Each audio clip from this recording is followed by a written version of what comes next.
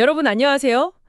우주의 창조자가 세상의 권력 구조를 완전히 해체하기 위해서 막 의도적인 철거를 결심한다면 그건 과연 어떤 모습일까요? 와, 시작부터 질문이 엄청 묵직하네요. 그쵸. 오늘 우리가 깊이 파헤칠 주제가 바로 이 역설적인 질문에서 출발하거든요.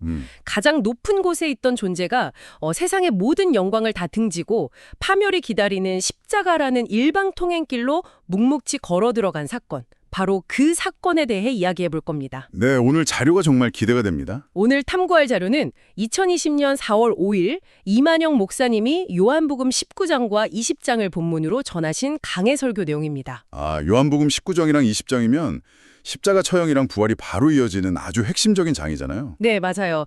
이 자료를 통해서 우리는 십자가를 향해 걸어가신 예수님의 머릿속에 있던 아주 치열하고 구체적인 의도가 대체 무엇이었는지 분석할 겁니다. 네네. 그리고 죽음 직후에 선언된 평강이라는 단어가 오늘날 영적으로 완전 무기력증에 빠져있는 우리 현대인들에게 어떻게 실천적인 무기가 될 수 있는지 파헤쳐볼 겁니다. 자, 이 내용을 하나씩 풀어보죠. 이 자료에서 접근하는 방식이 꽤 흥미로운데요. 보통 예수님의 십자가 여정을 설명할 때 우리는 막 신학적인 교리나 희생 같은 단어를 곧바로 꺼내들기 마련이잖아요. 네, 보통은 십자가 대속, 이런 어려운 말부터 나오죠. 그렇죠. 근데 여기서는 아주 시각적인 비유, 즉 조선시대를 배경으로 한 영화적 서사를 빌려와서 그 이면의 구체적인 심정을 들여다보도록 유도하더라고요. 맞아요. 자료에 언급된 비운의 왕, 그러니까 단종을 모티브로 한 그 영화적 비유가 진짜 생각할 거리를 많이 던져줍니다. 청취자 여러분, 한번 이 상황의 무게를 상상해 보세요. 네. 구중궁궐 가장 높은 곳에 있던 왕이 아주 척박한 유배지로 쫓겨난 상황이죠. 그쵸. 근데 이 왕이 유배지에서 평소 같았으면 감히 얼굴조차 마주할 수 없었던 아주 하찮은 백성들을 자기 거처로 불러서 식탁을 나눕니다. 같이 밥을 먹고 일상을 공유하는 거죠. 네. 거기까지는 되게 훈훈한데 진짜 핵심은 그 다음이잖아요. 맞아요. 왕의 보기를 꾀하던 움직임이 발각되면서 모두가 죽을 위기에 처했을 때 벌어집니다. 왕이 그 절체절명의 순간에 내린 결단 말이죠. 네. 백성들을 살리기 위해 왕이 모든 영모의 죄를 온전히 자기 혼자 뒤집었어요.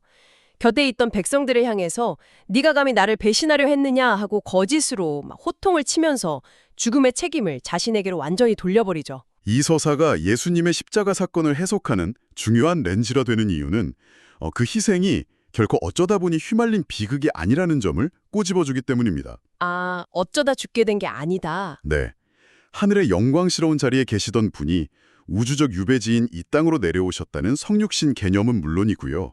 백성과 밥을 먹었다는 건 우리의 비루한 일상 속으로 깊숙이 개입하셨다는 뜻이잖아요. 네네. 하지만 방금 말씀하신 그 마지막 장면, 왕이 찰나의 순간에 모든 책임을 스스로 떠안기로 한 그 고도의 정치적이고 감정적인 결단, 그게 바로 예수님의 십자가 심정이라는 겁니다. 그러니까 그냥 종교적인 재단에 바쳐진 되게 수동적인 희생양이 전혀 아니라는 뜻이군요. 네. 맞습니다. 여러분을 살려내기 위해 오직 그 목적 하나만을 위해서 모든 비난과 고통의 화살을 자신의 뜻 딱 집중시키는 아주 철저하게 계상된 사랑의 서사인 거잖아요. 완벽한 요약이네요. 여기서 우리가 짚고 넘어가야 할 핵심은 바로 능동성입니다. 십자가는 예수님이 무기력하게 당하신 사건이 절대 아니에요. 네. 자신이 무엇을 잃을지, 어떤 고통을 당할지 명확히 인지한 상태에서 오직 내 백성을 살리겠다는 단일한 목표 하나만 보고 스스로 걸어 들어간 능동적인 걸음이었죠. 여기서 진짜 흥미로운 지점이 나옵니다. 영국 성공회의 학자인 톰 라이트의 시각이 등장하는데요. 솔직히 저는 이 자료 보면서 약간의 반발심도 들었거든요. 어떤 부분에서 의문이 드셨나요? 톰 라이트가 이렇게 분석하잖아요. 예수님이 십자가로 강제로 끌려간 게 아니라 오히려 세상의 질서를 십자가로 끌고 가셨다고요. 네, 아주 유명한 통찰이죠. 근데 이게 시각적인 현실이랑은 너무 다르지 않나 싶은 거죠. 복음서나 영화를 보면 총독 빌라도가 재판하고 무장한 로마군 병들이 예수님을 포박해서 골고다 언덕으로 거칠게 막 끌고 가잖아요. 그렇죠. 막 피 흘리시면서 넘어지시고요. 네, 피 흘리고 매 맞으면서 물리적으로 완전히 제압당한 상태란 말이에요. 근데 이걸 두고 세상의 질서를 끌고 가셨다고 표현하는 건 그저 참담한 패배를 신학적으로 포장하기 위한 말장난이나 언어 유희처럼 들릴 수도 있지 않습니까? 시각적인 팩트만 놓고 보면 충분히 제기할 수 있는 아주 날카로운 비판입니다. 이 부분에서 정말 놀라운 점은 톰 라이트가 말하는 그리고 이 자료가 강조하는 그 끌고 갔다는 의미가요. 물리적인 완력을 뜻하는 게 아니라는 거예요. 아, 완력이 아니면 대체 뭘 끌고 갔다는 거죠? 그 시대와 세상을 지배하던 시스템의 핵심을 쥐고 흔들었다는 뜻입니다. 사도 바울은 그걸 세상의 초등학문이라고 불렀죠. 세상의 초등학문이요? 구체적으로 그게 어떤 작동 원리를 말하는 건가요? 아주 쉽게 말하면 힘의 논리와 두려움입니다. 로마 제국이 세상을 지배하던 방식이 뭡니까? 폭력, 약육강식, 그리고 죽음에 대한 공포잖아요. 네, 반항하면 그냥 십자가에 매달아 버리니까요. 그렇죠. 누군가를 짓밟아야 내가 살고 반항하는 자는 십자가라는 가장 잔혹한 방식으로 죽여서 공포를 심어주는 시스템인 거죠. 이건 단지 로마뿐만 아니라 인간의 탐욕, 시기, 질투로 얽힌 인류의 모든 낡은 질서를 대변합니다. 예수님은 바로 그 시스템의 한복판으로 걸어 들어가신 거예요. 아, 그러니까 로마의 폭력성, 그리고 유대 종교 지도자들의 시기심이라는 그 초등학문이 예수님이라는 한 개인한테 완전히 총동원된 거군요. 맞습니다. 그런데 예수님이 그 폭력을 대하신 방식이 기존 시스템을 완전히 붕괴시켜버립니다. 어떻게 붕괴시킨 건가요? 세상은 보통 힘에는 힘으로, 폭력에는 폭력으로 맞서잖아요. 근데 예수님은 그 모든 악의적인 폭력과 조롱, 죽음의 공포를 자신의 몸으로 다 흡수하시면서도 단 한 번도 세상의 방식으로 반격하지 않으셨습니다. 와, 묵묵히 다 받아내셨죠. 네. 세상의 모든 악과 폭력이 예수님이란 거대한 블랙홀로 빨려 들어가서 완전히 소멸해버린 셈이죠. 그들이 예수님을 십자가에 못 박음으로써 자신들의 힘을 과시했다고 생각한 바로 그 순간에 네. 역설적으로 그들은 자신들의 무기인 폭력과 죽음의 공포가 하나님 앞에서는 아무런 힘도 쓰지 못한다는 걸 우주적으로 폭로당한 겁니다. 아, 그 말씀을 들으니까 진짜 확 이해가 가네요. 세상의 방식으로는 도저히 해석이 안 되는 방식으로 죽음을 맞이하심으로써 인간을 올가매던 그 약육강식과 공포 시스템 자체를 공개적으로 처형해버린 거군요. 낡은 건물을 헐어버리기 위해서 가장 핵심 기둥에 폭약을 딱 설치하고 터뜨린 그런 우주적 철거 현장이 바로 십자가였던 거네요. 네, 아주 찰떡 같은 비유네요. 낡은 건물을 완전히 무너뜨려야 그 빈터 위에 새로운 건물을 세울 수 있잖아요. 예수님의 그 철저하게 계산된 의도는 십자가에서 세상의 낡은 질서를 파쇄하고 그 위에 하나님 나라라는 완전히 새로운 생명 시스템을 여는 것이었습니다. 그렇다면 이 모든 게 대체 우리에게 무슨 의미일까요? 일상적인 적용이 필요하죠. 네, 십자가에서 예수님이 그 옛 질서를 부수고 새로운 질서를 열었다는 건 알겠습니다. 하지만 당장 내일 아침에 지옥철 타고 출근해야 하고 직장에서 승진 누락될까 봐 전전긍긍하고 끝없는 경제적 압박에 시달리는 우리 청취자 여러분의 현실을 생각해 보자고요. 네, 현실은 늘 팍팍하니까요. 우주적 질서가 엎어졌다고 하는데 우리는 왜 여전히 그 세상의 초등학문 속에서 매일 무기력함을 느끼면서 살아가야 하는 걸까요? 그것이 바로 이 자료가 십자가 이후의 첫 장면, 즉 부활 직후에 예수님이 제자들에게 하신 첫 번째 말씀에 주목하는 이유입니다. 아, 부활하시고 처음 하신 말씀이요? 네, 예수님이 죽음을 이기고 3일 만에 딱 나타나셔서 하신 말씀이 너희에게 평강이 있을지어다 였습니다.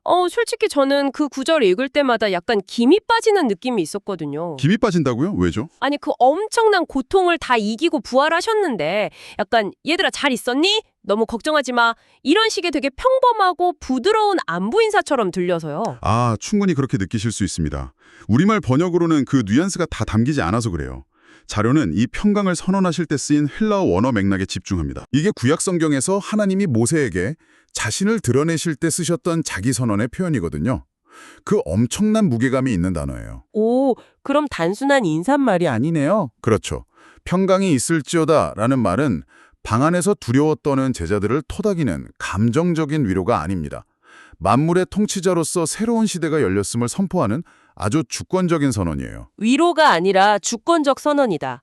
그럼 그 신적 선언으로서의 평강이 우리 삶에서 대체 어떻게 작동한다는 건가요? 이것을 우리의 더 큰 현실과 연결해 본다면 약간 국가 단위의 경제 시스템이 바뀌는 걸 상상해 보시면 좋습니다. 경제 시스템이요? 네, 한 국가의 화폐 시스템이 하루아침에 완전히 바뀌었다고 쳐보죠. 어제까지 사람들을 옥죄고 목숨을 걸고 뺏으려 했던 그 국권 화폐가 오늘부로 아무런 가치도 없는 종이 조각이 되었습니다. 아, 돈이 휴지가 된 거네요. 네. 그리고 정부는 모든 빚을 탐감하고 전혀 새로운 화폐 경제를 시작하겠다고 딱 발표하는 겁니다. 예수님이 부활하셔서 평강이 있을지어다 라고 하신 것은 바로 그 새로운 경제체제의 시작을 알리는 종소리인 셈이죠. 와, 종소리. 너희를 지배하던 두려움, 힘의 논리, 남을 짓밟아야 내가 산다는 그 낡은 세상의 화폐는 이제 십자가에서 완전히 부도 처리되었다. 이제 너희는 하나님의 생명과 사랑이라는 새로운 화폐로 살아가는 완전히 새로운 시스템에 들어왔다라는 뜻입니다. 이것이 바로 부활의 평강이 우리 삶에 활성화되었다. 즉, 액티베이션 되었다는 의미입니다. 여러분이 매일 전전긍긍하면서 막 모으려고 했던 세상의 인정, 실패에 대한 두려움이라는 화폐가 사실은 예수님이 십자가에서 이미 부도 처리한 가짜 돈이라는 겁니다. 네, 휴지 조각이죠. 그리고 우리한테는 하나님의 질서라는 완전히 새로운 경제체제가 이미 주어졌고요. 그렇기 때문에 무기력은 더 이상 우리 신앙인의 기본값이 될 수 없는 겁니다. 세상의 논리가 우리를 압박할 때 나는 더 이상 그 부도난 시스템의 룰을 따르지 않아도 되는 자유가 있다. 고 선언하는 것. 그것이 바로 평강의 구체적인 실천입니다. 그런데요, 전문가님. 이렇게 완벽한 새로운 시스템이 활성화됐다는 이야기를 들으면 들을수록 오히려 마음 한구석이 더 불편해지는 분들도 분명히 계실 거거든요. 아, 어떤 딜레마 때문일까요? 속으로 아마 이렇게 반문하실 거예요. 새로운 화폐가 주어졌다. 그래, 머리로는 알겠어. 근데 내 현실을 보면 난 여전히 세상 눈치 엄청 보고 돈 한 푼에 벌벌 떨고 신앙은커녕 일상에서 비겁하게 타협할 때가 훨씬 많단 말이야. 하고요. 네, 자기 혐오가 올라올 수 있죠. 이런 내가 어떻게 저 위대한 부활의 평강을 누릴 수 있겠어. 이렇게 자책하는 거죠. 마치 이 새로운 시스템이 내 낡은 습관이라는 하드웨어 위에서는 툭하면 박 에러를 일으키는 것처럼 말이죠. 사실 이 지정이 오늘 탐구의 가장 아름다운 대목입니다. 자료의 후반부는 바로 그 딜레마에 빠져서 자책하는 이들을 위해 성경에 등장하는 두 명의 인물을 무대 위로 올리거든요. 바로 아리마대 사람 요셉과 니고데모입니다. 이 두 사람, 성경을 자세히 들여다보면 진짜 모순투성인 인간들이잖아요. 그렇죠. 완벽한 신앙인이 아니었죠. 사회적 위치로 보면 사내들인 공회원, 그러니까 오늘날로 치면 대법관이랑 국회의원을 겸직하는 최고의 기득권층이자 엄청난 부자들이었습니다. 잃을 게 너무 많은 사람들이었죠. 네. 이들이 보여준 행보를 보면 정말 실망스럽지 않습니까? 예수님이 살아계셔서 대중의 환호를 막 받을 때는 밤에 몰래 찾아오거나 속으로만 따르면서 눈치를 보다가 정작 예수님이 체포되고 로마 제국의 반역자로 딱 몰리니까 쥐 죽은 듯이 숨어버렸어요. 완전히 비겁하게요. 사회학적인 관점에서 보면 이들의 두려움은 대단히 현실적이긴 했습니다. 십자가형을 받은 국가 반역자를 공개적으로 추종한다는 건 단지 명예가 실추되는 캔슬 컬처 수준이 아니거든요. 아, 재산 몰수 같은 게 있었나요? 네, 자신의 모든 재산이 몰수되고 가문이 파탄나며 본인 역시 십자가에 달릴 수 있는 진짜 목숨을 건 위험이었죠. 그래서 그들은 철저하게 이중적이고 양가적인 태도를 취했습니다. 내면으로는 진리를 갈망했지만 현실에서는 자기가 가진 안전망을 놓지 못해서 비겁하게 숨어버린 거죠. 그러니까 세상 눈치랑 두려움이라는 옛날 화폐를 못 버리고 손에 꽉 쥐고 있었던 거네요.